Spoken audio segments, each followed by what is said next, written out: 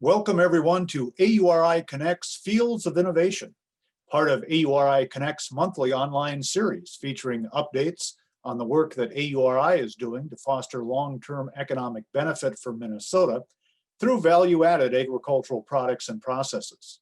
I'm Dan Scogan, the AURI Director of Industry and Government Relations, and your host for Fields of Innovation. The AURI Connects program is hosted by the Agricultural Utilization Research Institute in Minnesota. Fields of Innovation is focused on bringing together Minnesota's regional ag and food value chains to build capacity and successfully commercialize new and emerging crops. Events will focus on highlighting new crops, examining marketing opportunities for emerging crops, and highlighting new technologies in existing crops. Remember that this event is being recorded and archived and can be found at auri.org. Today, as part of the Food and Ag Ideas Week, we'll be exploring commercializing new agricultural opportunities. We will set the stage, discuss new and emerging crops, and bringing those crops to market, and think about taking action around what is shared today. To get us started, I want to welcome AURI's Executive Director, Shannon Schlecht. Great, thank you, Dan. It's exciting to be here again with everybody for Fields of Innovation, and we've got a great lineup of speakers today, and I'm really excited to hear from them and what they're working on and how it contributes to food and agriculture innovation and ties into Food Ag Ideas Week. First of all, before we get started, a big congratulations to Grow North on their third Food Ag Ideas Week. Great to see this collaboration and partnership, and bringing the ecosystem together is such an important aspect of how we grow opportunities for entrepreneurs, for innovators, and for our legacy companies here as well. So hats off to Grow North on moving forward with the third Food Ag Ideas Week. Today's focus is on new crops, traits, and processes that have been introduced or are being explored to advance opportunities. This is an area, as we think about new crops and new traits, it's been going on for hundreds of years in terms of how we look at moving these improvements to meet consumer demands, whether that might be through increasing yields, improving quality, meeting some other special consumer target that we can help satisfy that need and help fill that demand gap through new supplies of agricultural products. And it seems like as we're going through this process that there's an increasing interest in finding crops that contribute to soil health and to water quality, as well as to environmental sustainable goals that many companies are putting forth, and how that guides into some of the decision processes that are being made today. So we have a great keynote speaker lined up today to talk about this changing landscape in agriculture and what's going on with new crops and new food and ag opportunities. We've got a speaker from the University of Minnesota to share information about new crops that they're working on and that are under development to help meet those changing consumer preferences. And then our panel session today is about bringing new crops and products to market. And that's from breeding all the way to the consumer and all the value chain steps that occur in between. There's a lot of complexity and a lot of constraints to bringing new crops forward, but there's also a lot of opportunity to meeting consumer demand and filling those market needs. So we'll hear from three companies that have a presence in Minnesota that are taking new crops to market, have taken new crops to market, or are looking at bringing new traits into the marketplace as well. And they'll share their ideas, best practices, and I think create a very stimulating conversation around what does it take to meet consumer demand and what does that pipeline look like. So our goal at AURI is about filling that value chain with new ideas, new opportunities, bringing the value chain together around collaboration, and just highlighting some of these new areas of innovation that are going on in the food and agricultural ecosystem here to create new business partnerships and advance new opportunities for producers all the way through to our value-added processors and onto the consumer. We conduct webinars on a regular basis. Our webinar Wednesdays, our Fields of Innovation platform. We also have a Facebook page for dialogue that can occur outside of our webinars as well for those that want to connect, really continue to try to advance those opportunities in the food and ag space. So with that, I'm really excited today to have Eric Jackson with us. Eric is the founder and chairman of Pipeline Foods, and he's going to kick things off for us today as our keynote. He's an Illinois native, but has strong connections with Minnesota, having started his career at Pillsbury. And he also developed the markets division at Schooler Company and was co-founder of several different entities, including Global Risk Management, CP Holdings, and Conservice Corp. probably many of those company names that you know quite well. So with that, Eric, welcome to this event today, and the screen is all yours. Yeah, thanks, Shannon. Well, you've already given half of what I was going to talk about, me, so, but I really would like to thank Shannon and his team for the work that they do and inviting me to participate in this conversation, and clearly to the team over at Grow North, Allison and her team, as Shannon said, for putting on another fabulous Food and Ag Ideas Week. This is, both of these organizations are important contributors to the success of food and agriculture in Minnesota and across the upper Midwest. So as Shannon alluded to, I moved to Minnesota from Urbana, Illinois in the early 1980s to join the Pillsbury Company as part of their specialty commodities division. What I did not know when I joined Pillsbury was how unique that organization really was. As one of the local big five food and ag companies in Minnesota, Pillsbury stood apart due primarily to their deep entrepreneurial ether that permeated the company. And over the years, there have been dozens and dozens of companies that have been started by Pillsbury alumni, and I'm lucky to be part of that diaspora. When I left Pillsbury after 5 years, I immediately became aware of the power of the barrelhead, the blue and white logo that symbolizes a barrel of flour. It's probably not an overstatement to say that there wasn't an adult anywhere in America and even beyond who didn't know the Pillsbury name. And even as little fish, when I had that barrelhead on my business card, I had the entire power of a legacy company behind me. That meant that my successes could be quickly amplified and my failures could be easily absorbed. So as an innovator in an innovative company, that was very liberating. Like so many other things in life, I didn't fully realize all of this or appreciate it until I left and joined a much smaller organization. I'm not going to bore you with the rest of my career journey, but I would like to cast forward to 2009, when I joined a team of co-founders. We created a company called Conservis, based in Minneapolis. Backed by angel investors, we had a vision to develop a software platform that would enable enterprises to monitor, manage, and report their performance around greenhouse gas metrics. This team secured a contract with the Los Angeles Community College District, of all things, to build out this platform so they could deploy $5 billion that was bonded to turn all 9 of their campuses carbon neutral. And since I had spent the previous 2 years developing greenhouse gas mitigation programs under the Chicago Climate Exchange, I was the so-called resident carbon expert, and my partners were the software technology experts.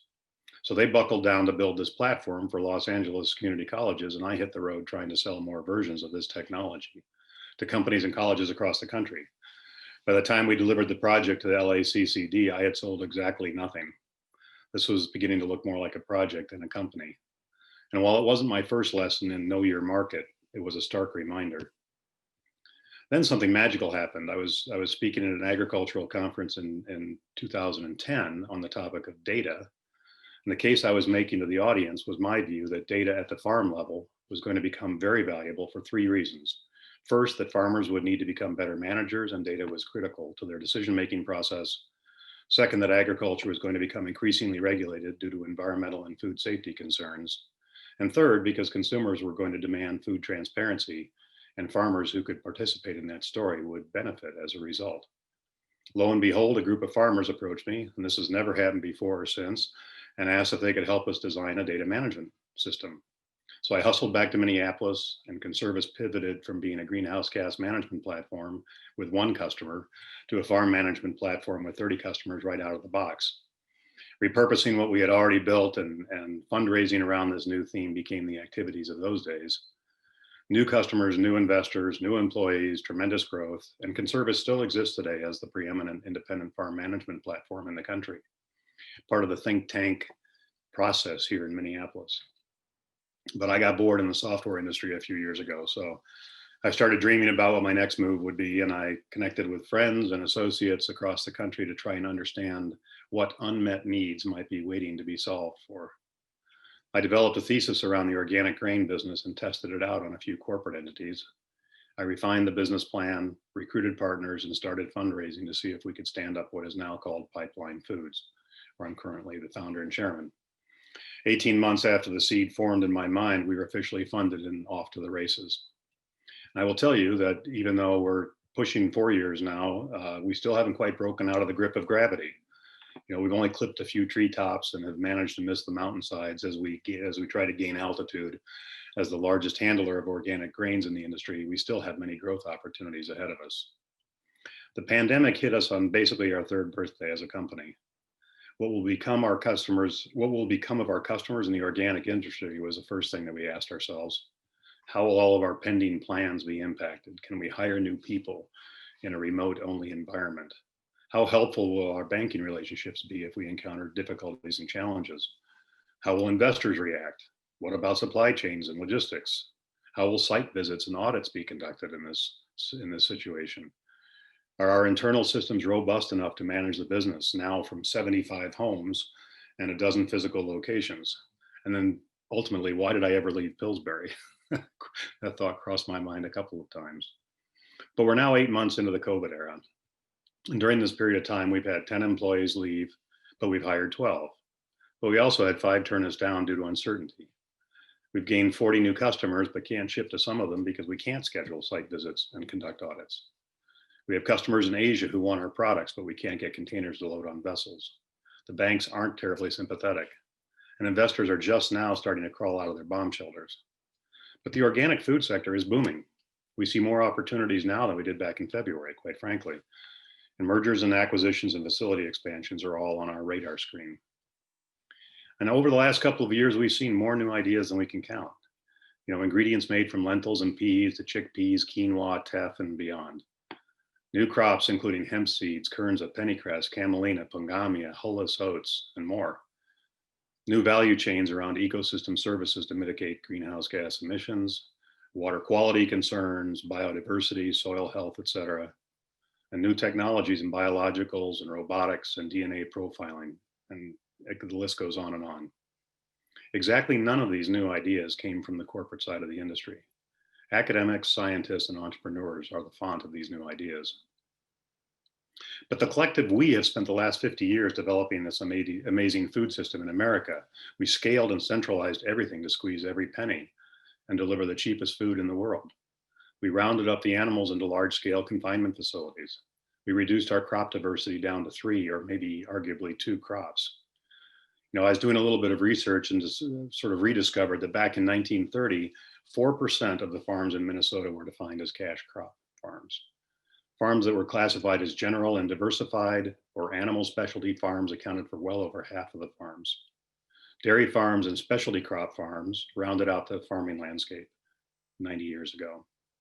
This was a picture of farming as part of a broader ecosystem, sort of man working with nature in my mind. By contrast, in 2018, 82% of the cropland in Minnesota was planted to what I call king corn and queen soy. And wheat is a distant third, and dozens of other crops bring up the tail. In my head, this is a picture of man trying to conquer nature. The miracle of the Green Revolution, in my opinion, has come to an end. Incremental increases in monocropped yields are coming at a much higher cost, both to farmers and to the environment. Most farmers today, in my mind, are actually process engineers who are executing plans designed by chemical engineers and genetic engineers. In addition, we've closed down over 75% of our local animal processing facilities. We've centralized grain milling into just a few locations. Today, most rural communities are not able to create foodstuffs, even out of the farm products that they grow themselves. Where you have mills, you need millwrights and metal shops. And where you have slaughterhouses, you need labor. Everyone needs to eat, so you need markets. Everyone wants to gather, so you need restaurants. Everyone has projects, so you need hardware and dry goods. But many rural communities are mere shells of the thriving hubs they used to be due to the current food and ag systems that we have created. But make no mistake, the system is working beautifully as it was designed.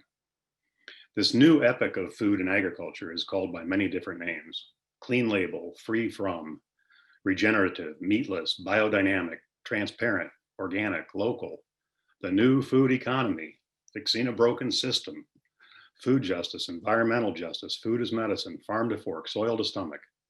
Everyone is trying to reframe the food and agriculture systems of the future. When it comes to food and agriculture, everyone and everything seems restless, which is a great time for big change, which is what we're here to talk about today. I talk to people who want to overthrow the current system flat out. Well, if we had a proven alternative that could seamlessly step in tomorrow, revolution might be an interesting concept. But the better approach, in my opinion, is one of fast evolution. New ideas, new products, new technologies, new business models, all backed by new policies and new financial models. A lot of new is on the horizon, And I hope that the audience today can be part of creating the solutions that all of these areas require. I want to spend a minute to talk about something called the innovation adoption curve. Some of you are probably familiar with this. It's also known as the technology adoption life cycle. This was first described by researchers working at something called the North Central Rural Sociology Committee, Subcommittee for the Study of the Diffusion of Farm Practices at Iowa State University back in the ancient days of 1957, which coincidentally is the year I was born. They succinctly described markets as being populated by innovators and early adopters, the early majority, the late majority, and laggards when it came to adoption of new ideas. So the first challenge for any new idea, product, or service is to accurately identify the true market being targeted. This is critical because anything new will not be truly successful unless it can get beyond the innovators and early adopters and become adopted by the early majority. The innovators and early adopters together comprise approximately 17% of the population, but they alone are not sufficient for success. The early majority, the next 33% of the market, is the place where dreams are made. Crossing the chasm to get there, or crossing the valley of death, as some call it, where the bones of many ideas lay baking in the fires of failure. Understanding this concept, however, is an imperative for the entrepreneur, because if you think your market as being too big, you can quickly see how difficult crossing the chasm to the early majority might be. On the other hand, it's sometimes easier to raise capital for a big blue sky story. But if you think of your market as being too small, you might reach the early majority, but you probably had to bootstrap to get it done. It'll probably take a while, and you probably have a lifestyle business for your efforts. If you mischaracterize your market by combining several different groups into your definition of the market, your chances of success are divided accordingly. And a common business metaphor is, will the dogs eat the dog food? So it's critical that you can identify the dogs versus the cats if you're going to succeed. So here we are, a time of change is upon us. Food and agriculture is being reimagined at a local and regional level. Rebuilding rural communities is critical to the future of our food system. Environmental concerns are paramount. Water quality challenges, both in surface water as well as groundwater, are an unmet obligation of our food system. Climate change mitigation, biodiversity, and soil health are all part of this recipe. Viewing our food system as a source of nutrition and not just calories is being discussed in all corners of healthcare and food policy. New policies that support and encourage new farming systems and market development are also critical. Grants, crop insurance programs, research initiatives at both the state and the federal level need to be imagined and implemented. Broadband for the heartland needs to be completed in the same spirit as the rural electrification programs of the 1930s, so the rural brain drain is reversed. New crops require infrastructure to support and process, to market and transport, and those all have to be developed at the same time. That requires capital from beyond the farm gate to help make it happen. So the development of new financial models that blend private, public, and philanthropic dollars to support new ideas is another imperative. Traditional banking, private equity, and venture capital, as they are currently functioning, probably won't get the job done, in my opinion. Now, the vast majority of my career has been dedicated to solving puzzles, usually without the benefit of a clear picture to guide the process, but rather a mental image that I'm staring at.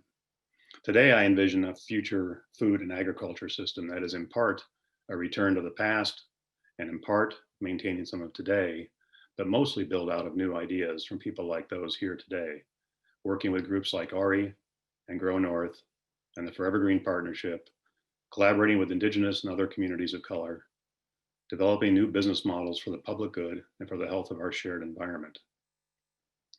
In my head, I think that there'll be some time in the future where we're going to look back and say hindsight is 2021, because I don't think 2020 treated us all very well. But I also think it's because 2021 is going to be an amazing year in terms of implementing these new ideas that we're going to talk about here today and watching them grow at scale to success. Shannon, that's the completion of my prepared remarks. I'm more than happy to have some questions if we have time. I think we will. Thank you, Eric, very much for getting us started today. And I think we will turn to questions. Just a reminder to our participants that you can ask questions through the Q&A portal on your screen. And then we will be filtering those questions to our presenters today. And Eric, let's go back to your comments about knowing your market and having to pivot from what you thought was the right idea to what became the right idea. How difficult was that for Pipeline to make that pivot? Well, that pivot was actually that I described was actually Conservice, right? That was Oh, the sure. software Okay. platform. Yeah, and that was, I guess when you're at the end of your rope, anything looks good. So, you know, mother is or what is it? Creativity is the mother of invention, or something like that. Necessity is the mother of invention.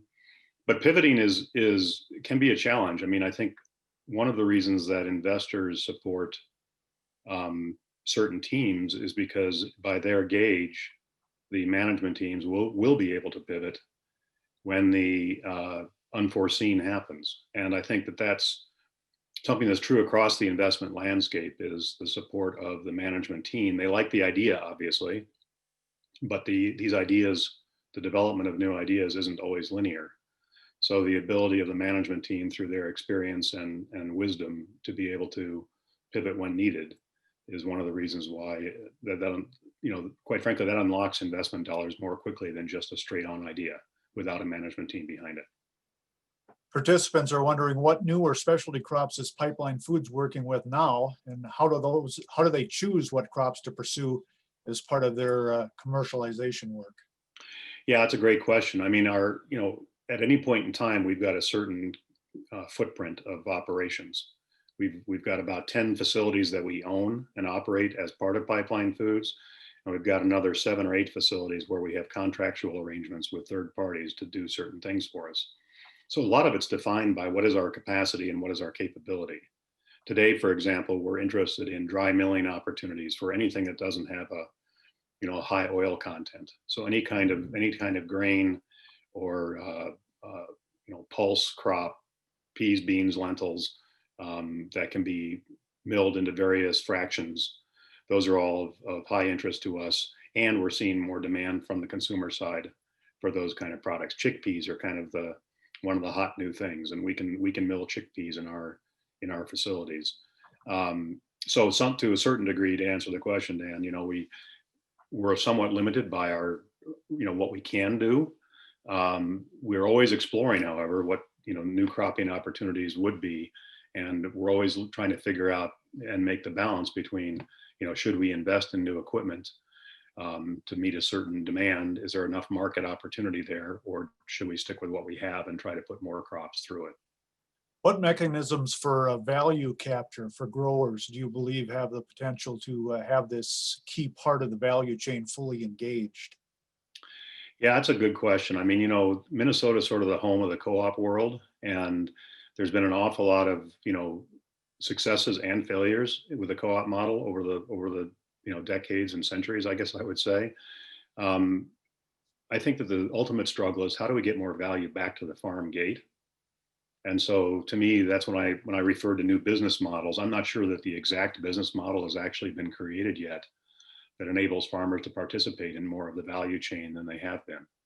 I mean, we as an operation, we try to be fair, but at the end of the day, we also have bills to pay and profit to earn, right? And so the more of that can be combined back at the closer to the farm gate level through some blend of a co-op corporate model, I think is going to be critical. And these local and regional systems that I referred to, I know you guys are all over this, but I mean, in a perfect world, there would be AURIs all over the place, right? And that type of model is key in my mind to being able to establish pilot projects. The question is then, how do you bridge the gap between the pilot project and really big, right? There's an interim piece there that I think needs to be solved for, and that's where the opportunity is for the growers to participate in more value. Might have time for just a couple more quick ones. If Pipeline Foods is successful, what will its role be in the food system in 2030? Well, that's a good question. I mean, I think that, so far the course that we're on feels right. I think that we will expand to be more involved at the farm gate. Today, I mean, today we have a farm profit program, but we probably could do a better job of being involved in seed replication programs, for example. We could be involved in bringing new products farther downstream than we do today. So I think going downstream, whether we become a brand on the food shelf is an unresolved question. We didn't start that way, but there's a lot of space downstream from us for us to figure out if we can participate either as a wholesale brand or as a retail brand. So I would say that all those things are on the table. And can you comment on traceability as part of the introduction of new crops? Does it translate to higher market prices to support innovation? I've been a little disappointed in that area, quite frankly, Dan. I mean, part of my thesis starting out was that, the food world was demanding that type of program at scale. And, once we started peeling back the onion a little bit, we realized that there's more talk than action in that area. I'm sure that technology will play a role in traceability as time goes forward, but the value proposition has not been clarified by very many food companies at this point. So I'm a believer. I mean, on the one hand, you have consumers that are asking and would like to see it, and on the other hand, we have plenty of farmers in our orbit that would be glad to participate, but there's not a lot of additional value being created there yet. It's still an area of exploration and development. We got to leave it there today, Eric. Thanks so much for your time and for Thanks, participating Dan. today. You bet. Eric Jackson, founder and chairman of Pipeline Foods. Thanks so much for your time. Now let's spend some time on new and emerging crops. Here to lead that discussion is Constance Carlson, co-director, Statewide Sustainable Agriculture and Food Systems Regional Sustainable Development Partnership. Her work centers around researching and developing supply chains and market opportunities for the University of Minnesota crops, and is currently focused on the crops within the University of Minnesota's Forever Green program. Carlson comes to the Forever Green initiative with more than 20 years of professional experience in product development, media relations, strategic sales, marketing, and communications. She currently serves as the president of the Sustainable Farming Association of Minnesota. Constance Carlson, welcome to Fields of Innovation. Thanks again, AURI, and everyone for inviting me to the table for this conversation. I am coming from the Forever Green initiative at the University of Minnesota. So I'm coming into this role as the Market Opportunity Development Specialist for the Forever Green initiative. And this was a role that was funded about a year and a half ago to serve as a bridge between the university and and innovators across the state who are interested in working with the crops that are coming out of the Forever Green initiative. So this program is I'm a part of a team that's includes Colin Kiriton, who's featured here in this slide, as a supply chain development specialist. And my work is working with the industry that is interested in developing and working with these crops. So as a reminder of who the Forever Green Initiative is, we are a new crop and cropping systems research program that is developing crops that have ecological services. They provide soil and water protection, but also provide economic opportunities and social benefits for farmers and rural Minnesotans. And within our portfolio, we have a considerable series of, a considerable number of crops that are really intended. The idea here is also to be developing these crops that have continuous living cover. So some of those crops include kernza, which is what Eric mentioned in his piece, as well as new winter annual oil seeds like camelina and pennycress, woody woody perennials such as hazelnuts, and perennial flax, and a few others. So today, what I'd like to highlight is 3 crops: kernza, hazelnuts, and winter camelina. But if you're interested in any of these other crops, we have crop summaries that are on our website. And I'll show you some of the links for that later on in this talk so that you have that information. So hybrid hazelnuts. This is a crop that has actually been in research at the university for almost 20 years. And some of the early innovators were growers across the upper Midwest. And the idea with this crop is that because is crossing the native hazelnuts with the European varieties. And the idea here is that some of the native hazelnuts that you can find growing along trails and in the understory across Minnesota woods have natural disease resistance. And so, and some of these diseases have really decimated hazelnut production across the country. So the opportunity here is to develop a new disease-resistant crop that has those European variety attributes: larger nut size, more yield. And of course, hazelnuts provide an exceptional ecological services. They're a crop that stays on the landscape for 30 years or so. They have long root system, of course, that protects the soil and water. And here's an opportunity for the upper Midwest to have a nut crop, of which growers really don't have as an option in their toolkit. The next crop I'd like to highlight is Kernza, which is the trademark name for intermediate wheatgrass. This Kernza is the first perennial grain that is available for commercial production in the United States. So it's very exciting. And of course, perennials, as we know from the woody perennials, the hazelnuts, provide that long-term protection of the water and the soil. They have this deep root system that continues to hold the soil in place and protect our water. And what researchers have really been focused on is that those ecological services of this crop. So some early research has shown that Kernza does remove excess nitrogen in the soil. And I'll talk a little bit about a pilot project that we are planning on launching very soon. But this research is very promising, and we've had partners across the state who have been working with us to site Kernza in areas that can protect community water. The last crop that I'd like to highlight is winter Camelina. This is a winter annual oil seed. So again, this continuous living cover idea that Forever Green sponsors is that that's part of our portfolio of keeping the soil in cover. Winter Camelina plays an important cropping system opportunity. So this is a crop that is planted in the fall and keeps the land in cover over those times in our production where generally the soil is uncovered. And the harvest time is in somewhere around mid-June, and then it can be relay crop with another crop.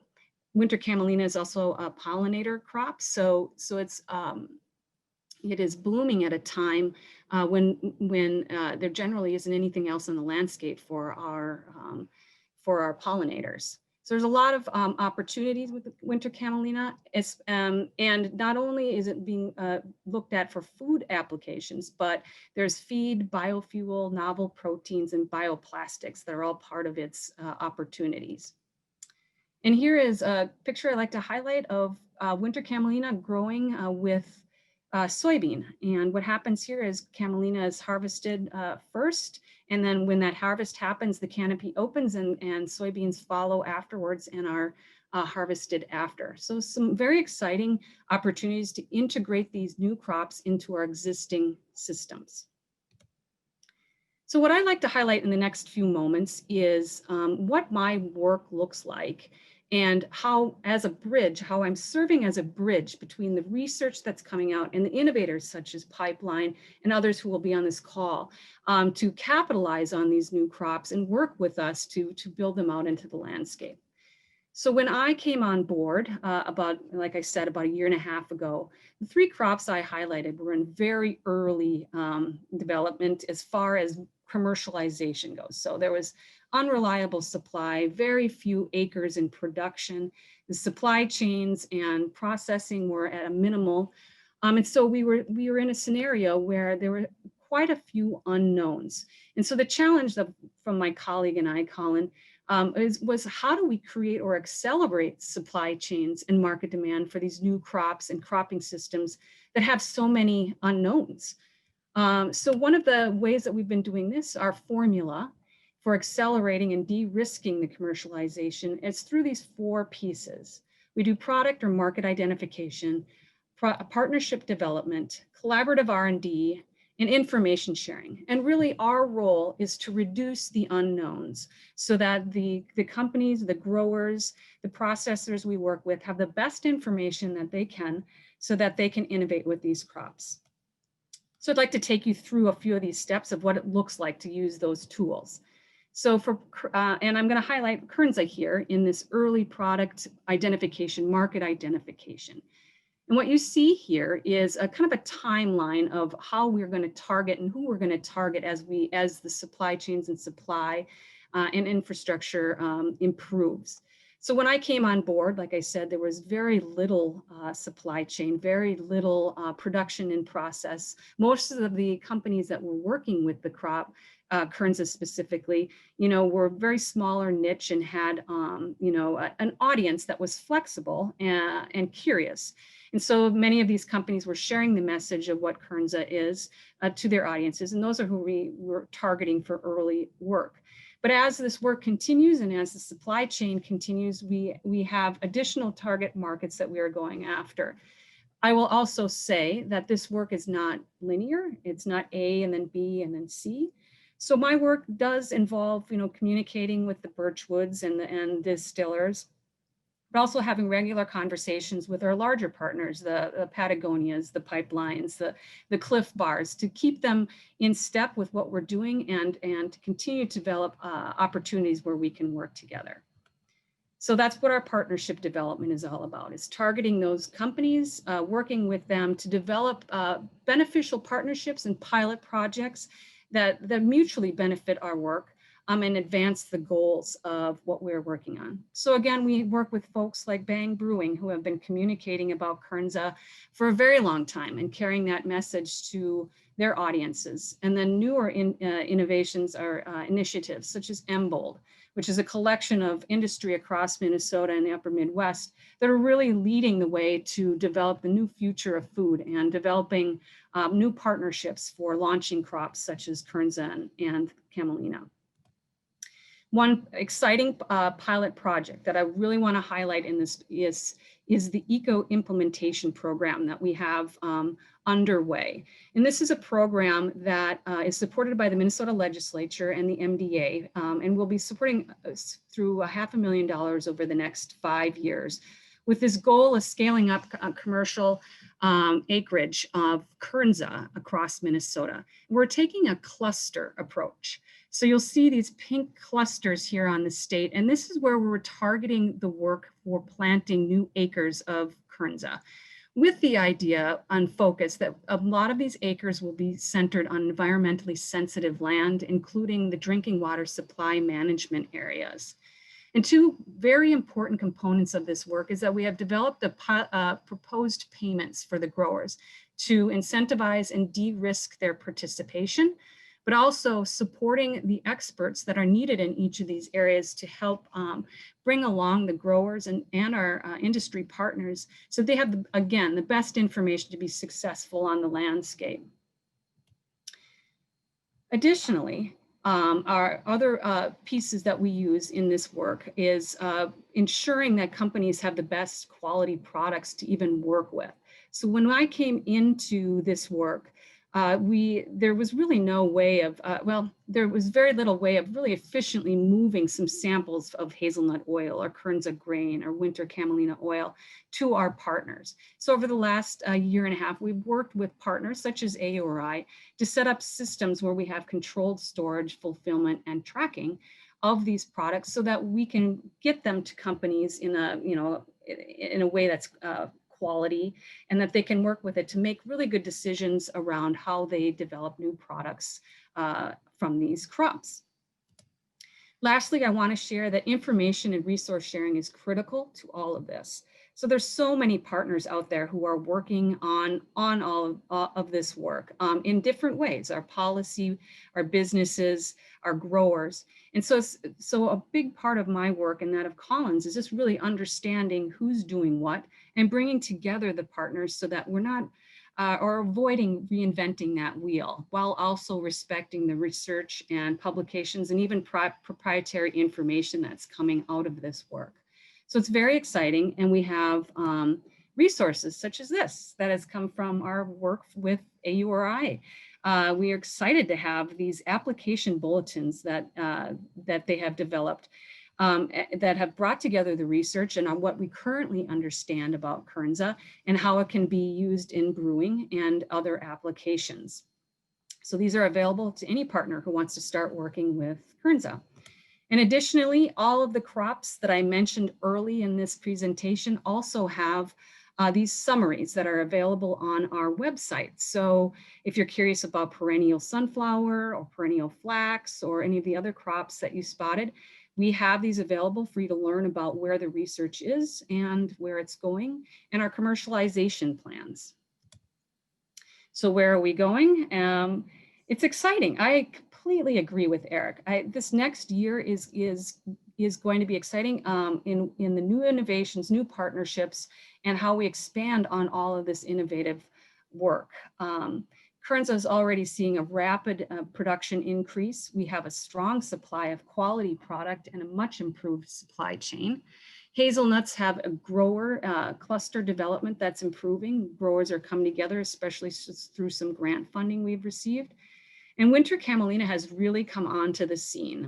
The Embold is interested in some collaborative work, and we have seed supply that's increasing and industry test pilots happening. So there's a considerable amount of activity happening around these crops, as well as many of the others in our portfolio. So the hope is to eventually have a landscape that is dotted with the crops that you see here and many more from Forever Green Initiative to fill out that vision I think Eric was hinting at about going back to this diversity on the landscape, keeping our soil in continuous living cover. So here is my contact information. I encourage you to reach out at any time that works for you if you have questions or interest. Here is our website, and our YouTube channel actually has quite a bit of information on it for you to capitalize on and see researchers in the field.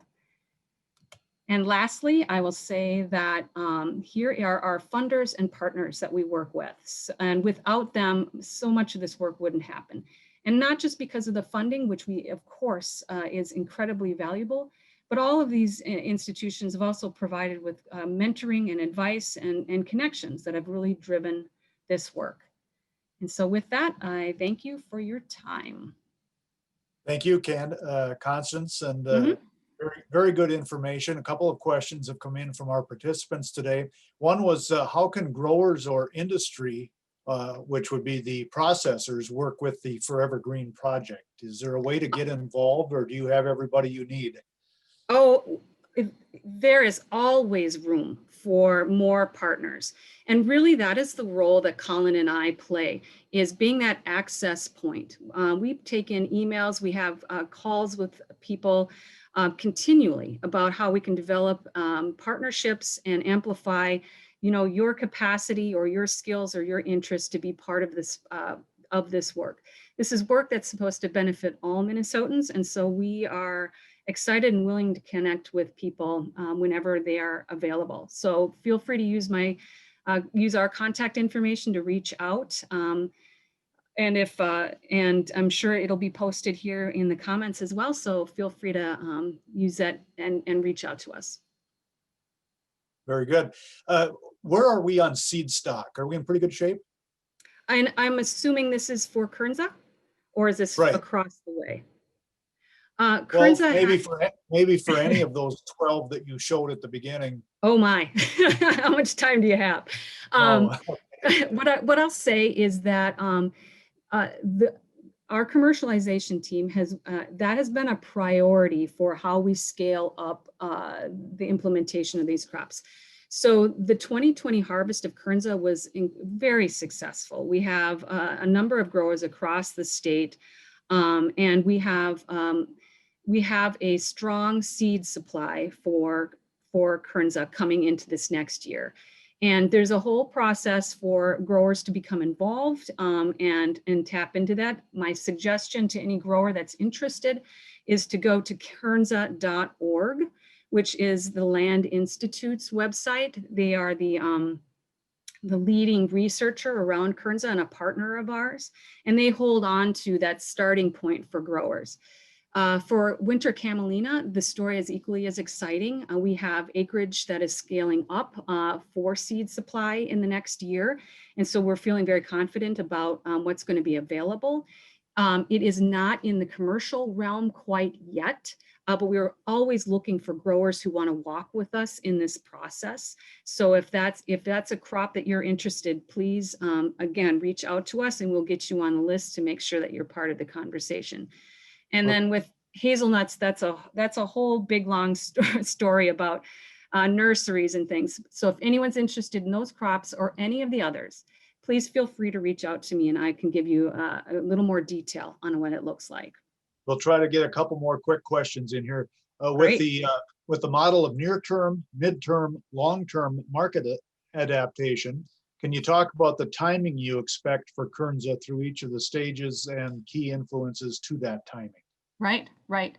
So, we really are in this immediate and midterm range. And I would say that so much of it really does too depend on the partners that are part of the process. So, we've worked with, General Mills and some other folks who have been with us from very beginning, have been key partners in providing us with industry input and industry input, but also, consumer input and what their consumers are looking for. So it's hard to put an exact timeline on, what this progress will look like. But brewers, bakers, millers, all of those folks are able to work with this crop now. And work with us to, bring it into their enterprise. I would say that it's a longer timeline, and I don't want to put an exact timeline on it because some of that's proprietary information from some of the partners we work with. But to see like a packaged good, like a granola bar or something along those lines, we'll still have quite a bit of time because we aren't quite at the scale of production where we can supply train car loads of Kernza to do a national rollout of the crop. But immediately now you can buy the beer. Perennial Pantry is a company that has the flour and grain available for consumers to order directly online. So there's things that are happening immediately that people can tap into. And I would encourage, we're not going to get to all the questions you're getting here today, Constance, but I would encourage you to go to the Forever Green link that we provided, as well as the Kernza link that we provided, and you'll be able to find a contact there that you can ask these questions to. So Constance Carlson, thanks so much for your time today. We really appreciated having you here. It's been an honor. Thank you. I look forward to your questions, everyone. So send them my way. All right. Let's move to our panel discussion this afternoon. Our panel discussion will be focusing on not only bringing new crops to market, but doing so with an impact. We'll be hearing from Christopher Cook from Syngenta, Tom Zimmer from Puris, and Sarah Ryder from Calyx. But to get us started, we welcome Christopher Cook to the program. Chris Cook is the head of the Enogen business for Syngenta Seeds. The Enogen platform delivers in-seed innovations. Chris joined the Enogen team in 2015, heading up stewardship and stakeholder relations, and now leads the Enogen business for Syngenta. He's been with them for 22 years. Chris Cook, welcome to Fields of Innovation. Not a problem. So let me give you a little bit of a background on my company and where we come from. What we're known as today is the Syngenta Group, and it's a fairly large company, 49,000 employees in over 100 countries and over $23 billion in sales. That said, Syngenta actually comes from a legacy about 250 years ago in Basel, Switzerland, and those companies are, over time continue to grow and grow and grow, and we see changes as it comes along.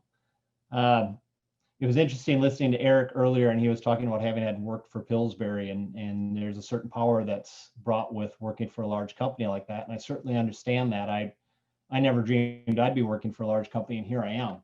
That said, what I'm in charge of for the last coming up on a little over a year, almost a year and a half, is a function called the Enogen brand. And what's interesting is essentially it's a startup within a very large organization. And it provides some unique opportunities in really just seeing what we can do with something that's just done differently. So what is Enogen? in simple terms, Enogen started out back in 2008 in its regulated days up through 2011 when it became a commercial product. It was really focused on ethanol, and it was delivering alpha amylase technology in seed into the ethanol business. And over time, we started hearing, honestly, some anecdotal evidence from growers saying, hey, I had some extra corn, or I let my cattle out on stalks, or whatever it might be. And they said, seems like my cows look better. And interestingly enough, after doing a little bit of research with some universities, we saw there really was something there. And now Enogen's more than just seed for the ethanol business, but is also going into feed as well. And what's interesting is we had a very distinct business model in the ethanol business, and it was a certain premium for growers, and it was a certain rate of use within an ethanol plant, and it was pretty hard and fast. And we were really approaching what I would call probably the end of the life cycle of Enogen. It's still extremely useful, but the go-to-market strategy was no longer what I'd call, applicable for the marketplace anymore. And particularly as you look at this year and you see the changes in what's happened with COVID-19 and the pressure it's put on the industry, the way we've had to change that in the last 12 months is going to open up some space for us in the business, but also what we've done in feed really opens up some opportunities as well. What's interesting in feed, and this will actually connect back into the biofuel space as well, is what we've seen with Enogen is it's really good technology. What it does in an animal is similar to what it does in an ethanol plant. It just works a little bit better, and it takes some of the pressure off a cow or a dairy cow, or potentially even hogs or poultry. Just takes some pressure off essentially eating corn. And it just works a little bit better. And you see things here like feed efficiency, which is important. You can see what it does down on the bottom. What's interesting with that is when you start to run the numbers at some of the universities and you look at what this technology can do, suddenly you can start to put together a little bit of a different story. And so if I think about where we were in the biofuels industry, it was very much about, hey, we can deliver an enzyme, an alpha amylase enzyme within the corn, versus somebody they used to always buy it in a tote and they'd add it in, and this tote was produced probably overseas and it was shipped over here and dumped in as needed. And now we bring it through in the corn. There's efficiencies that were gained within an ethanol plant by doing that. Similarly, as we change the diet of a ruminant animal like a dairy cow or a cow that's headed to the beef market, we see that efficiency, and that actually means something. It's impactful, and I've probably talked enough that you've looked at some of the numbers here, but on 1,000 head of cattle, that's some pretty significant numbers. Why that matters to me is, as I look at being a little fish in a big ocean at Syngenta, we're very much changing our strategy and how we work with, simply put, an identity preserved crop. Enogen is contracted from day one. We map the fields digitally. We have contracts with growers and end users if they're delivering for an end use destination like an ethanol plant or a feed yard or large dairy or potentially into a market outside of the US. All of that is done within a contract directly with the grower. It says, I'm going to grow this many units on these particular fields. And we follow that all the way from here's the seed you're getting, when it arrives and how much arrives, to here's where the grain is planted, to here's where the grain is going to be stored, all the way to here's when it's delivered. And we literally, it goes into the system, and as scale tickets come through, it automatically deducts it from the system so that we know when that grower is zeroed back out in their production year. That, if you think about, a bit of what Eric was talking about as well, is really the start of traceability. And we've been doing that since 2011. So now as I think about opportunities around sustainability, you can't have sustainability if you don't have traceability. And albeit, considerable pain in the backside of large grain companies, whose job is really to, move large volumes of grain, finding a niche where you can say, we know where this crop was produced. We know what it was produced with. We have tools and systems within Syngenta that can map the fields, that can take pictures of the fields at certain dates and times, we know what the as applied fertilizer and crop protection demands. We can track everything that's happening on that field. We can track the inputs, including things like fuel, in energy, and we can start to really tell a story that's compelling really to the end user, which is what I'm most interested in. Albeit I get measured every day on how many bags of Enogen seed I sell. My mind is always going all the way to the right side of the screen. I'm thinking about a consumer. I often tell my team, think about, a soccer mom in San Francisco that she wants to feed her family a really nice New York strip steak and a glass of milk. And how do we make sure that her experience eating that steak or drinking that milk, that she has a connection back to the farm, that she has a sense of where it came from or that it was responsibly produced. And if you start with that in mind, you can then connect the dots all the way back through the system, which is exactly what we're doing. And we have tools within Syngenta to do it. We have partnerships with others down through the supply chain that we're working with as well on doing this, and we're working with other groups outside of our direct value stream to really understand what does good look like to them as well. And one of the key partners, and then I'll stop and open up to questions, but one of the key partners that I work with for the last year, probably a couple hours a week, is a group called the Nature Conservancy, which I'm sure many of you are familiar with, but they help to shape some of what we're doing and some of the thoughts that we're using as we think about how you tie all this together and take it beyond just this crop protection product, this seed, but to what are the other things like Connie was talking about, are there other crops that we can utilize along with this that help improve the water quality, that help conserve more soil, that help tell a better story all the way to the end user, because it's more than just selling bags of seed. It's about doing the whole thing right. So Dan, that's my bit. Chris, that was awesome and very informative.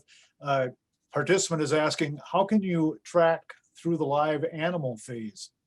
Is it just feed conversion or animal health and welfare?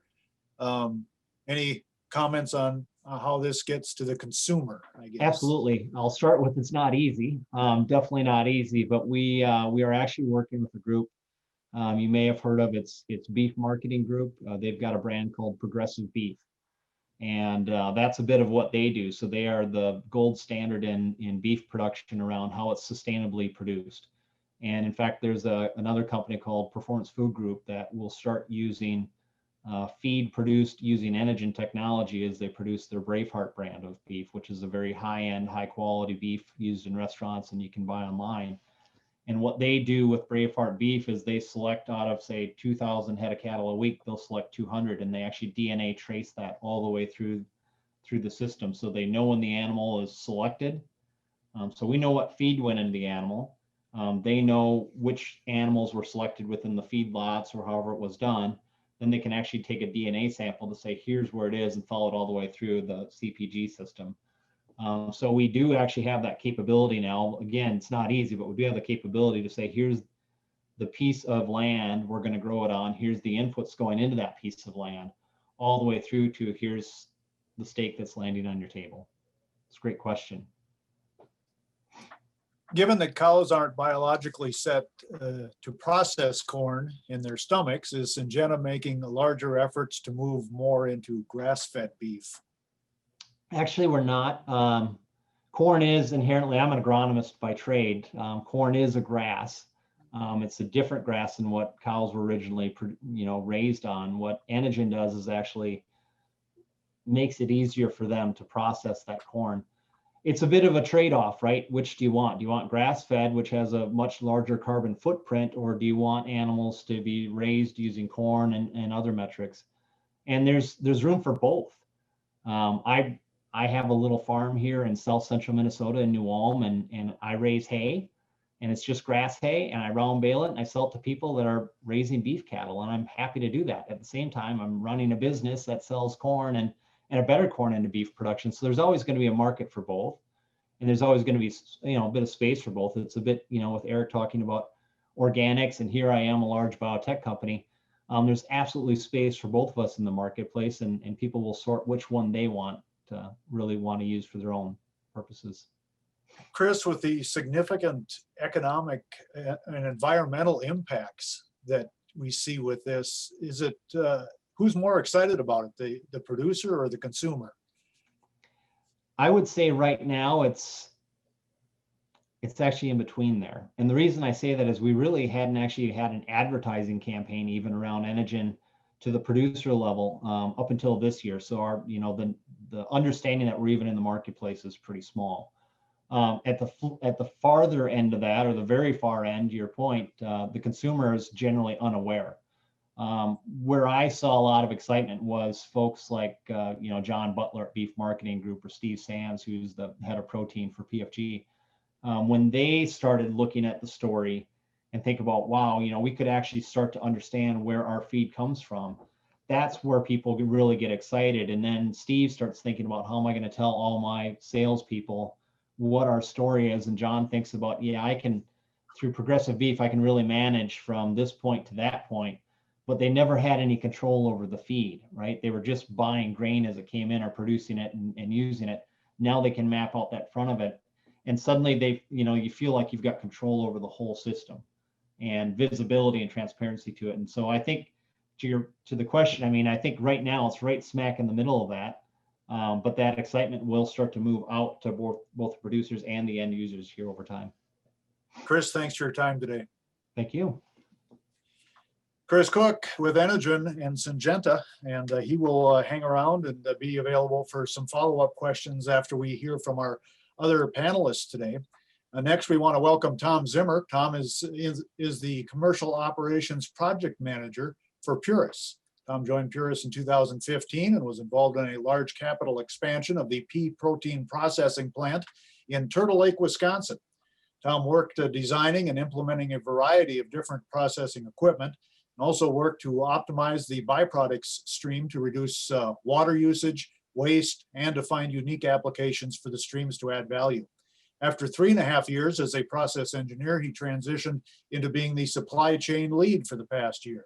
Tom oversaw the movement, storage, and optimization of raw materials and byproducts that are consumed, produced in the pea protein production process. And recently, he started a new role as Commercial Operations Project Manager, where he will be overseeing projects that will help optimize the current pea protein extraction process, bring new value to existing products, and investigate new opportunities and applications for the pea protein byproduct stream. Tom Zimmer, we want to welcome you to Fields of Innovation. Awesome. Thanks, Dan. I appreciate AURI for having me today. I'm excited to talk about Purus, who we are, what we do, and basically what we stand for. So if anybody is not familiar with Purus, on a high level, our primary business is creating pea protein isolate from yellow field peas. I have a picture here of what a yellow field pea looks like. So our process in general looks like we take cleaned yellow field peas, mill into a pea flour, and then through a series of extractions, we isolate pea protein from those peas, which you can see in the upper right-hand corner here. Also extract starch, which goes into a variety of ingredients, and then other parts of the pea, the internal fiber and solubles from the pea also go to a variety of different ingredients. So why yellow field peas for Purus? So the big attraction piece for us for yellow field peas is the fact that they are high in protein. They're around 23% protein and only continuing to increase in protein level as time goes on. A huge benefit of peas, yellow field peas, as well as their nitrogen fixating, meaning that they take nitrogen from the air and utilize that nitrogen to grow the crop, whereas other crops, might need to use nitrogen from the soil and might deplete some of the nutrients from the soil. Yellow field peas actually give back to the soil. So they're often used as a cover crop in a lot of different scenarios. And also you can grow in a variety of different climates. So we primarily are in the Midwest, but we're continuing to go farther south and expand different areas where we're growing these peas. And a big differentiator between yellow field peas and, let's say, soybeans or something is they're non-allergenic, which is a big market kind of edge for us that, not having to deal with the allergen portion makes it, available to be used in a variety of different ways that, soy may not as a competitor. So Purus prides himself on being vertically integrated and controlling our whole supply chain to be able to, have real strong traceability. So we use the phrase seed to solution. So what that means is we take our seeds and all the way through the process of the seed being grown into the grain and then the grain being processed into a flour and then being manufactured into ingredients, we control that entire supply chain and can trace everything through the whole process. So on a high level view, what this looks like, this is a map of all the areas where we're either growing peas or using different processing plants to process into these ingredients that I talked about. So our founder, Jerry Lorenzen, founded the company back in 1985 as a geneticist and has been working continuously on improving our seed stock. So what we do today for our yellow field peas is we sell our seeds to different farmers. These farmers then grow the grain, they grow the yellow field peas, and then we purchase the peas back from the farmers. We then take these peas and send to our Oskaloosa, Iowa pea cleaning and milling facility, which that's where the company started, was in Oskaloosa, Iowa. We take these peas, we clean them, we get rid of all the foreign material from the harvest from the farmers, and then leaving just the pea. The pea then gets split and dehulled. Then the remaining part of the pea is milled down into a flour. And that's now the new starting ingredient for the wet processing portion of the extraction process. So the pea flour goes from Oskaloosa to our Turtle Lake facility in Turtle Lake, Wisconsin. And then that pea flour is taken and extracted into, pea protein isolate as our primary product. And then pea starch, which is another product that we have. And then other byproduct streams that we've actually worked with AURI to valorize and develop new creative, innovative markets for. So again, just what this looks like on a high level, peas into flour, and then the flour gets extracted into protein, starch, and other co-products that we utilize. So just some pictures of our different facilities. This is a picture of our Oskaloosa, Iowa milling facility. That's where the peas come in from the farms and then are milled down into flour. The flour arrives today at our Turtle Lake wet processing facility. This is where I've done the majority of the work since I've been at the company. This is where the pea flour then gets extracted into all those ingredients and then are sent out to our customers. And the exciting other piece is that we are currently in the process of building an even bigger pea protein plant in Dawson, Minnesota. That's in Western Minnesota. And these two combined, we're going to be the only American-based company that has two processing plants here for pea protein in the United States. And this plant will be coming online in 2021. So a cool part of our business is just how many different applications our products go into. The protein, the starch, the fiber, all the different products that we make. So here is just some highlights of the different SKUs of pea protein that we have, and then starch, and then fiber. But to name a few, so our products go into different powder blends. So think like protein shakes. We'll put that in different protein shakes and mixtures there. It'll also go into different, protein bars or RTDs, which are ready to drink beverages. And the real cool one that probably a lot of people are familiar with, or at least are hearing a lot about in the marketplace, is meat analogs or plant-based meats. So if you take our protein and texturize it, then it can go to some of those new up-and-coming innovative plant-based meat spaces like Beyond Meat and others that you hear a lot about, and creating real cool innovative applications for our protein. Also, the starches go into different baking goods, pet foods, pastas, a variety of different outlets there. And we're continuing to innovate with the other parts of the pea that I named to find new creative markets to keep, trying. Our goal is to utilize the entire part of the yellow pea, is to not waste anything, but to be able to use it and utilize it into cool, unique, innovative applications. And a big market edge that we have is we're not finished when we just make these ingredients and send off to customers. We take these ingredients and we actually work with a lot of our customers because we have such a strong R&D team to create these come to market strategies for a lot of our customers. So we'll work with them in the lab because who knows our ingredients better than us, because we've been working and developing to make it. So we'll work with these customers to make these new innovative, fun products and help them bring it to market and troubleshoot throughout the process. So that is the overview of Purus as a whole. We like to say plants, people, and planet for a plant strong planet. And we continue to grow and innovate over the years, and it's been a fun ride that continues to keep going up and up. Thanks, Tom.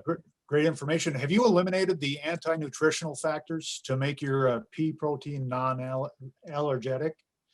Otherwise, isn't it an allergen to some people? From what we understand, no, it is not. So we haven't done any modifications to do so, but pea protein, or peas just in general, yellow field peas and pea protein, are not viewed as an allergen in comparison to where soy would be. All right. Tom, thanks for your time today. And if you can hang around, we got some questions coming up at the end of the panel, and Sure. you may want to weigh in on that as well. Yep. So let's move along. And finally, we want to hear from our final speaker in this segment today. That is Sarah Ryder. Sarah is a plant-based technology and agribusiness leader focused on establishing world-class partnerships and value chains that lead to successful commercialization of emerging technologies for startups, early stage, and Fortune 500 companies.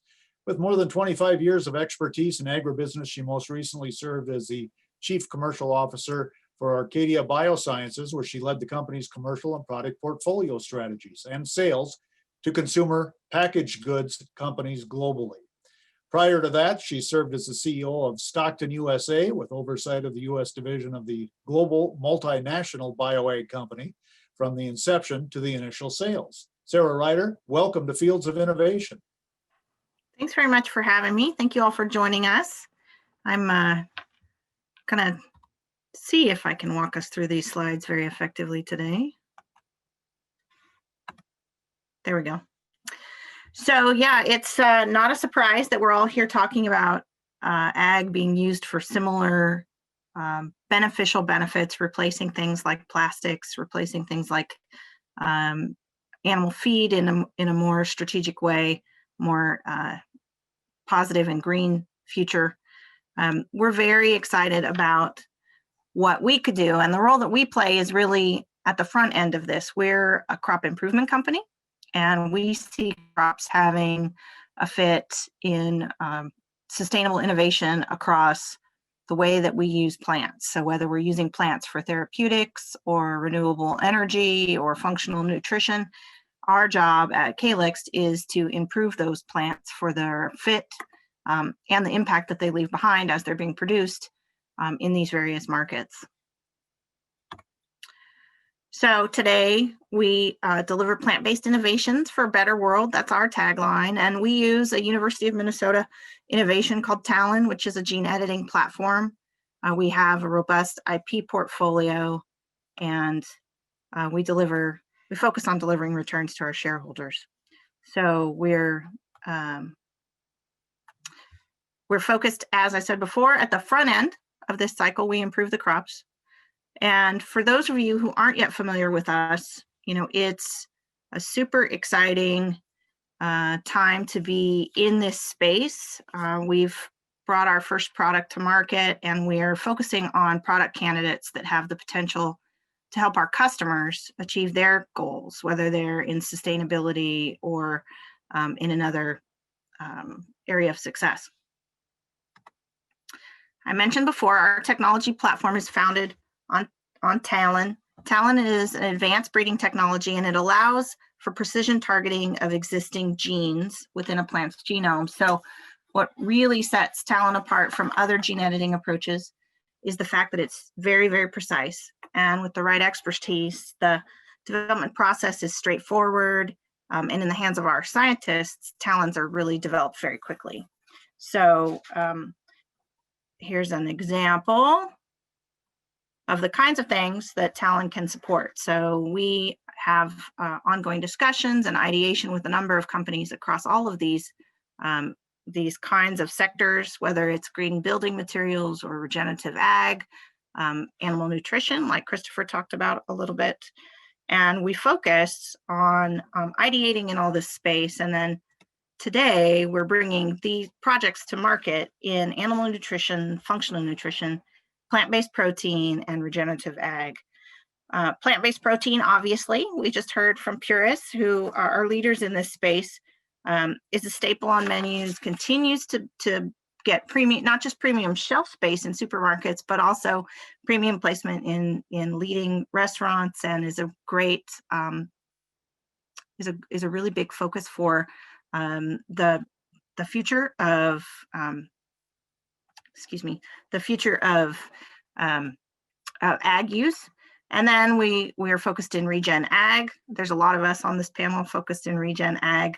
So farming systems, as I think we all believe, can be made into engines to combat climate change, focusing on soil health, water management, fertilizer use. And also, we have a project focused in animal nutrition.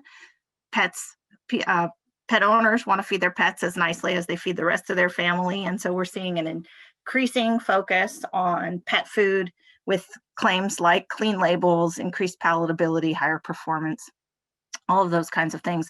And finally, we focus in functional nutrition. So better for you foods are in higher demand than most of us ever imagined, and particularly in the pandemic period. And like a couple of speakers earlier spoke about, we only see this increasing as we emerge from our shelter in place period of time. We really think this is going to be an area of explosive growth.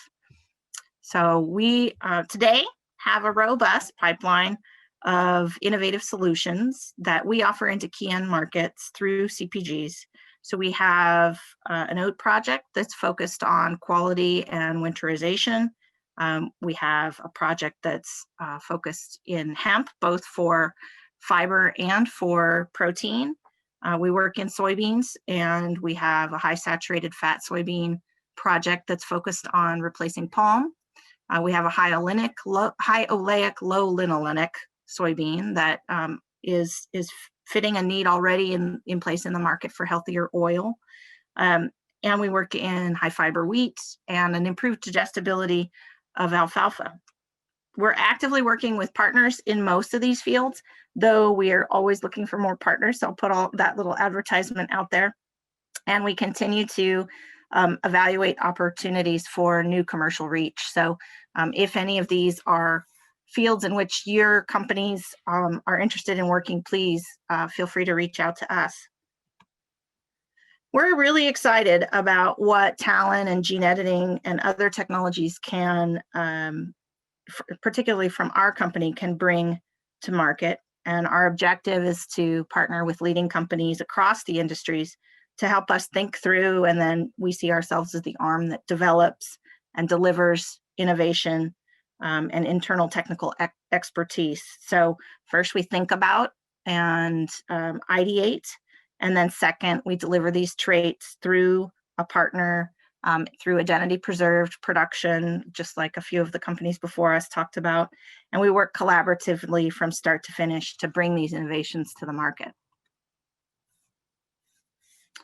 So we're really, here's Camelina. Camelina is our gene edited soybean, high oleic soybean oil. And we brought this all the way to the end use market, even to consumers, as part of a prototyping of, adventure that gave us really valuable insight along the way.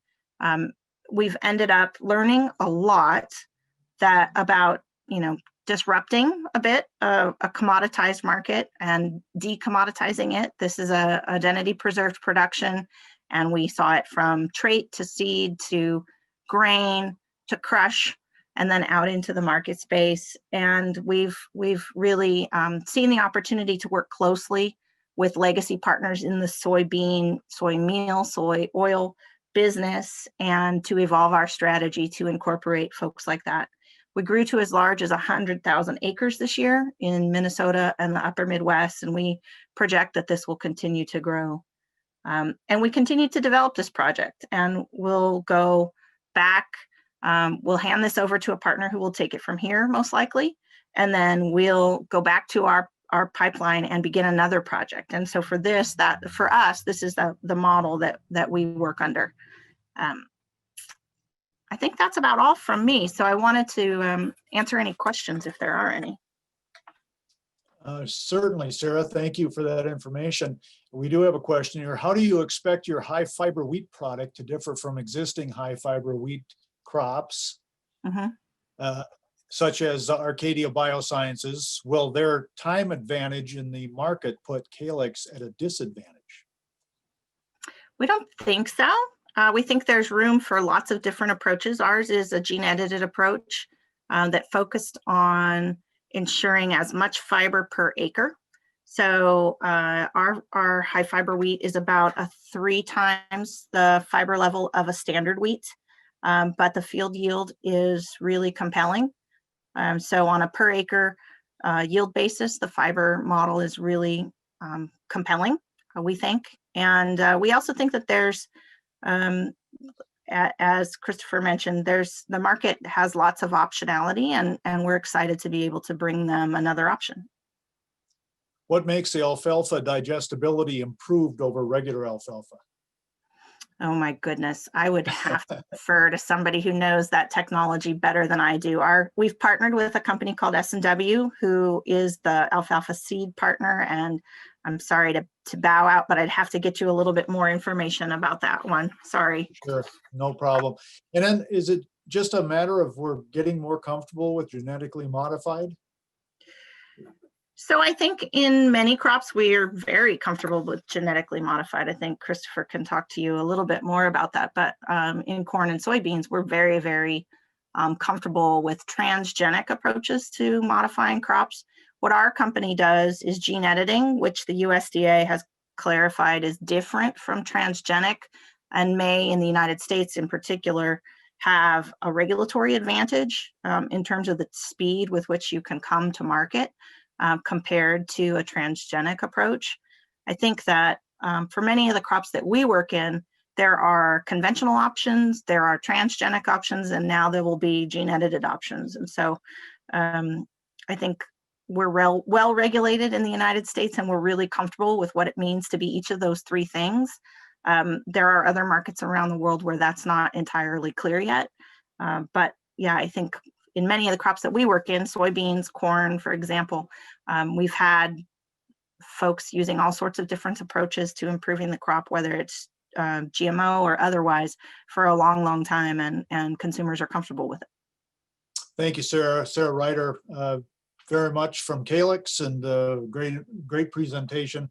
And if you'd stick around, we do have a few follow-up questions for the whole panel that we'd like to work in. So if Tom and Chris want to join us again, we do have some questions. As you reflect on how anyone can pick these up, but as you reflect on how you've brought new products to market, what has gone particularly well? And is there anything you would do differently with your next launch? So I'll kick it off. I think the thing that's become most important, it probably seems wildly obvious, but actually talking to customers anywhere down the value chain, understanding what it is that they're looking for and where they see the market going, and trying to adjust to that. And again, I know it sounds silly, but it's really easy, particularly if you think of a larger company, to have a lot of R&D people that have a pretty good line of sight to what they could create, and that may be completely irrelevant to what's actually happening in the consumer marketplace. So that's been a bit of an aha moment for us. Yeah, I'd say a big thing for Purus has been just the idea around plant-based products. I think there's been maybe some type of image or idea of those not having great flavor in the food space, and something that you have to compromise taste and everything when you switch to a plant-based diet or something in that realm. But as we've been successful, once you can actually taste some of these products and they're prepared the right way, I think people start to see that plant-based alternatives are quite delicious in a lot of cases, and can be a lot healthier in a lot of cases too. So it's more getting the product out there and getting people to try it, and kind of dispelling some of those bad images that people might have of those products. Sarah, anything to add?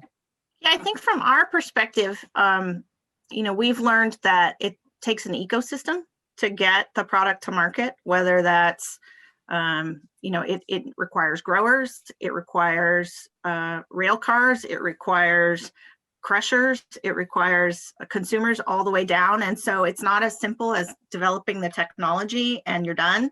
It's really requires a lot of conversations and a lot of commitment all the way through that ecosystem. And so I think, as we move to our next projects, we learned a ton the first time, and we're much smarter now about bringing all those people into the conversations a lot earlier, so that we can understand exactly the pressures that each of those components of the ecosystem face, and that we can better build for that eventual commercial. We'll wrap it up with this one. How can farmers, manufacturers, food makers, and consumers engage with your companies to play a role in the innovation process? Is there space for everyone? I'll go first if that's Sure. okay with everybody. We think so. We certainly think so. We think there are unmet consumer valued innovations space. We think that farmers need to continue to grow crops. We think that there are ways for them, as was mentioned, to do so all year long. We think that there's ways that we can innovate across a bunch of different crop platforms to enable that. And we're really interested in leveraging the strengths of the existing supply chain. Everyone in the space has really value they bring, and we don't want to skip that value, but we want to bring added value qualities to the crops that we're making for them so that everyone can engage. Tom or Chris? I'll jump in on that. I mean, it's probably the aha moments for us have been doing just that.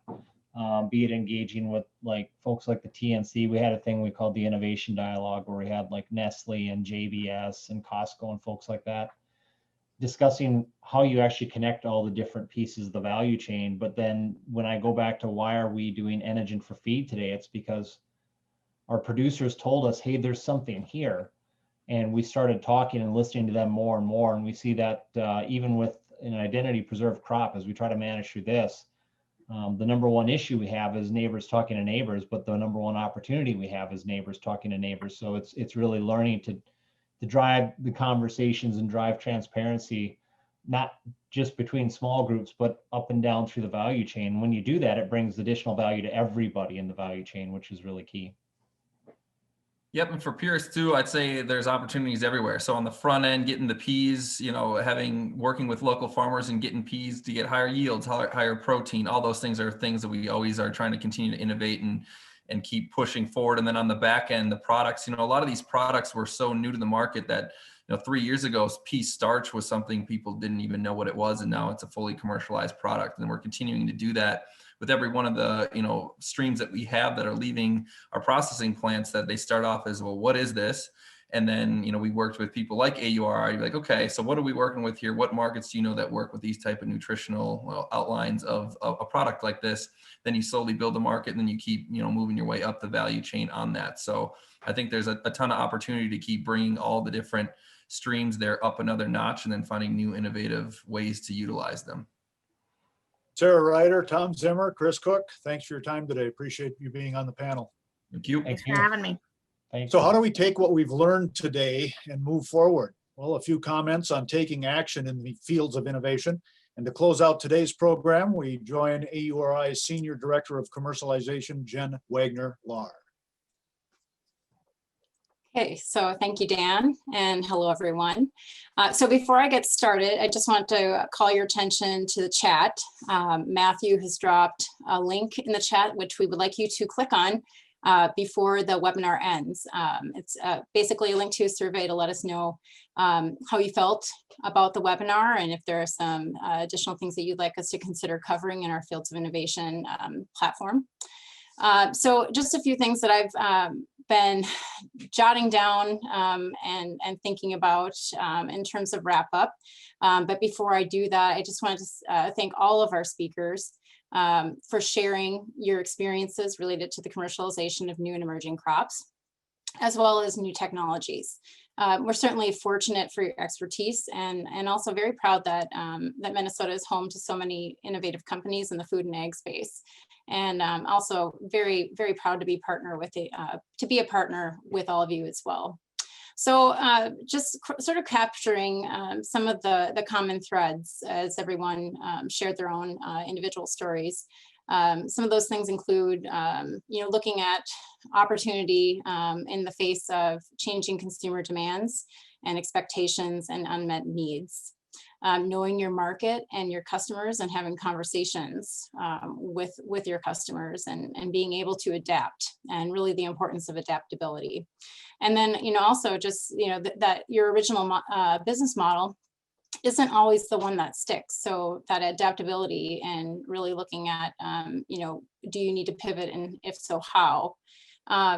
I want to thank all of our speakers also for really providing some, real opportunities and calls to action for how our audience can engage, and really, talking about how our ecosystem is so important to the commercialization process. Some of the things that they covered was, the importance of experimentation. experimentation with their products and identifying new ways to use their products. Investing in new infrastructure and retooling existing infrastructure to accommodate new product lines and opportunities. Thinking about creative policy and incentive mechanisms, thinking about specifically Forever Green.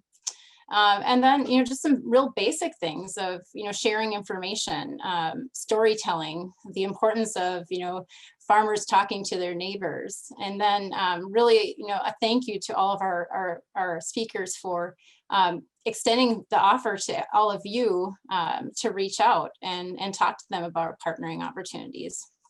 These are really the types of things that we want to highlight as part of our Fields of Innovation platform. We created the Fields of Innovation platform to really convene the value chain around new and emerging crops and technologies and markets, and most importantly, tackling these opportunities and challenges collaboratively. In doing so, we might be able to shave off both precious time and money in the process. So we invite every one of you to engage with us in the Fields of Innovation platform. You can join our Facebook group or our monthly webinars. The next event will feature farmer-focused technologies on January 29th. Also, please visit our Fields of Innovation webpage for information about all kinds of new and emerging crops and to find links to recordings of our previous events as well. AURI is very active in this space. We work on projects related to new crops such as hemp, kernza, camelina, pennycress. We are actively promoting new stewardship markets such as ecosystem services markets and assisting companies as they explore new technologies and markets for alternative proteins, healthy and sustainable food ingredients, and identity preserved and traceable products. In closing, I would like to thank Allison Hahn and Grow North for their partnership in this event and encourage all of you to take a look at the Food Ideas Week agenda if you've not already. And finally, thank you all for your participation on today's webinar. We appreciate you all taking time to spend a couple hours with us to learn more about these innovations and opportunities. Stay healthy and have a joyous holiday season. Thank you and have a great week.